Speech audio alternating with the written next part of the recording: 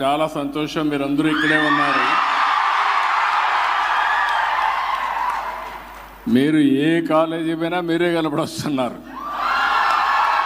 ఏ దేశానికి పోయినా మీరే కనపడొస్తున్నారు. I'm proud of you. చాలా సంతోషం మిమ్మల్ని చూసినప్పుడు. అందరిలే కల్లా మీలో ఎనర్జీ లెవెల్స్ కూడా చాలా ఎక్కువగా ఉన్నాయి.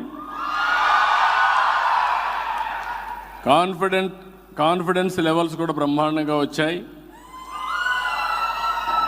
నేను చెన్నైలో ఏ యూనివర్సిటీ పోయినా సగం మంది తెలుగు స్టూడెంట్సే ఉన్నారు. It's a great experience. I'm proud to be Indian.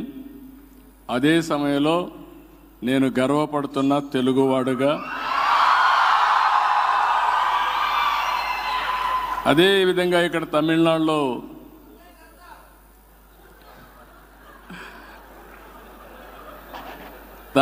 కూడా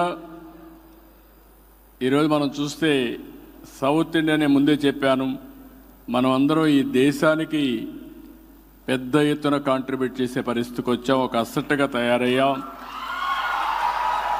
ఇప్పుడు ఈ స్టేట్స్ ఎవరైతే మనం అగ్రెసివ్గా ముందుకు పోయాం వీళ్ళందరూ ఆలోచించుకోవాల్సింది పాపులేషన్ మేనేజ్మెంట్లో కూడా జాగ్రత్తగా ఉండాలి. లేకపోతే నార్త్ ఇండియా పాపులేషన్ పెరిగినాక మైగ్రేషన్ అక్కడి నుంచి ఇక్కడికి వచ్చే పరిస్థితికి వస్తారు. ఇప్పుడు విదేశాలకు మనం పోతున్నాం, రేపు అక్కడి నుంచి ఇక్కడికి వచ్చే పరిస్థితి వస్తుంది. గ్రేట్ కంట్రీ కాబట్టి అందరం కూడా పాపులేషన్ మేనేజ్మెంట్లో కూడా జాగ్రత్తగా ఉండి, మీకు ముందుగా యంగ్స్టర్స్ చెప్తున్నా, చదువుకున్న వాళ్ళకి మీరంతా కూడా కంఫర్ట్ జోన్కి వెళ్ళిపోతూ ఉంటారు. పెళ్లి చేసుకుంటాం, మంచి ఉద్యోగం వస్తుంది, వైఫ్ అండ్ హస్బెండ్ ఇద్దరు పనిచేస్తాం, డబుల్ ఇన్కమ్ వస్తుంది, నో కిడ్స్ లెటర్స్ ఎంజాయ్ అనే తీరికి వస్తారు. దానివల్ల పాపులేషన్ డ్రాస్టిక్గా తగ్గిపోయే పరిస్థితి వస్తుంది.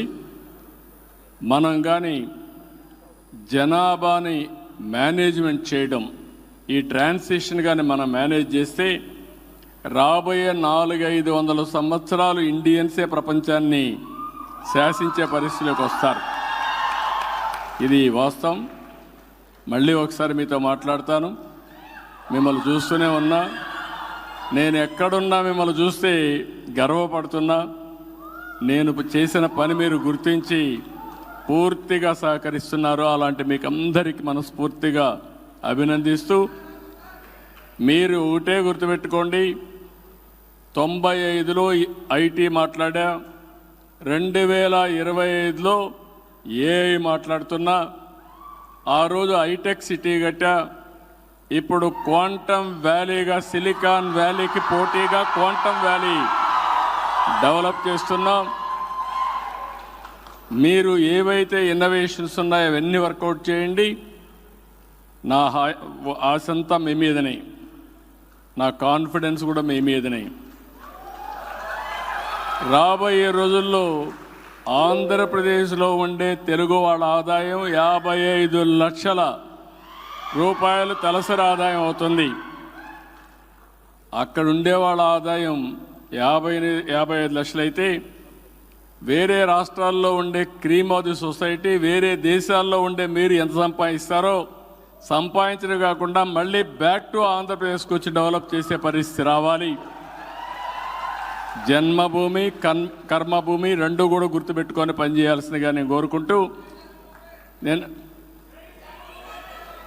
కాబట్టి అది చెప్తూనే అప్పుడప్పుడు తెలుగు దేశాన్ని కూడా గుర్తుపెట్టుకోండి. ఎందుకంటే మీరందరూ కూడా ఒక రాజకీయ పార్టీ స్ట్రాంగ్గా ఉంటే పబ్లిక్ పాలసీస్ కూడా స్ట్రాంగ్గా వస్తాయి.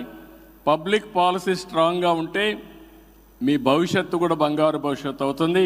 ఈ విషయం గుర్తుపెట్టుకోవాల్సిందిగా మరొక్కసారి అందరిని కోరుకుంటూ, వండర్ఫుల్ ఈవినింగ్, ఆఫ్టర్నూన్, ఎక్సలెంట్ ఇది వస్తూ ఉంది.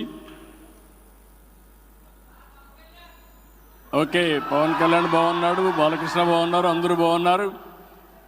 మీరు ఎంత చదువుకున్నా సినిమాలు మాత్రం ఎప్పుడు అభిమానిస్తూనే ఉంటారు. I really appreciate you. అందరికీ వణక్కం. Thank you.